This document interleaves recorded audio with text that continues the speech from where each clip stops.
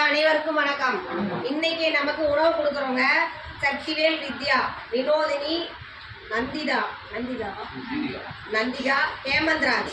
உங்கள் குடும்பத்தார் நமக்கு உணவு கொடுக்குறாங்க. எதுக்காகன்னு கேட்டிங்கன்னா, சாந்தி அம்மா அவங்களோட நினைவு தினம். இன்னைக்கு 3ஆம் ஆண்டு நினைவு தினம்ல, அதை முன்னிட்டு கொடுக்குறாங்க நமக்கு உணவு. அம்மா சாந்தி அம்மாவோட ஆன்மா சாந்தி அடையும். உணவு கொடுக்குற சக்திவேல் வித்யா, வினோதினி, நந்திகா, ஹேமந்த்ராஜ் அவங்க குடும்பத்தாருக்கு நமது பாசமரக்கட்டளை பாசமுதிரம் சார்பாக நன்றிகளையும் வாழ்த்துக்களையும் தெரிவிச்சுக்கிறோம்.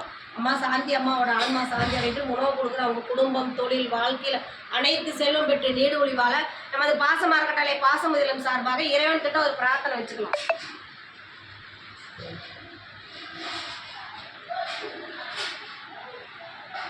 அம்மா சாந்தி அம்மாவோட ஆன்மா சாந்தி அடைட்டு உணவு கொடுக்குறவங்களுக்கு மீண்டும் ஒரு முறை நன்றிகளையும் வாழ்த்துக்களையும் தெரிவிச்சுக்கிறோம்மா. இந்த நேரத்தில் எங்கள் பெரியவங்க சார்பாக உங்களுக்கு ஒரு கோரிக்கை வைக்கிறோம். நீங்கள் இவ்வளோ நேரம் கேட்டுட்டு தான் இருந்திருப்பீங்க. இருந்தாலும் என்னுடைய கடமை நான் சொல்ல வேண்டியது என்னன்னு கேட்டிங்கன்னா, எங்கள் பெரியவங்க நிறையா இங்கே கேட்கறதுனால இங்கே இட வசதி பத்தலைங்கம்மா. இங்கே 35 பேருக்கு தான் அளவுட்டு, அதுக்கு மேலே இடம் பத்தாதனால நிறைய டெய்லி 2 பேர் 3 பேர் அட்மிஷன் வந்துகிட்டே தான் இருக்காங்க. நாங்கள் கொஞ்சம் மாற்றிட்டு இருக்கோம். அதனால் நாங்கள் சொந்தமாக இடம் வாங்கி கட்டடம் அமைக்கலாம்னு நினச்சி முடிவு பண்ணியிருக்கோம். கவர்மெண்ட்லேயே நாங்கள் அனைத்து விதமான அப்ரூவலும் வாங்கிட்டோம்.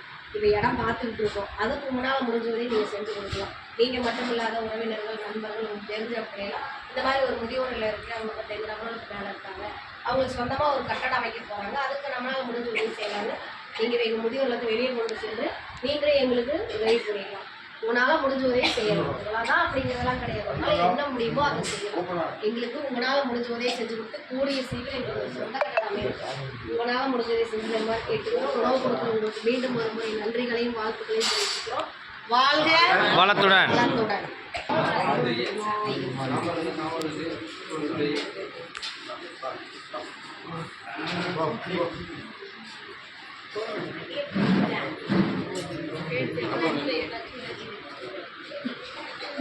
Thank you.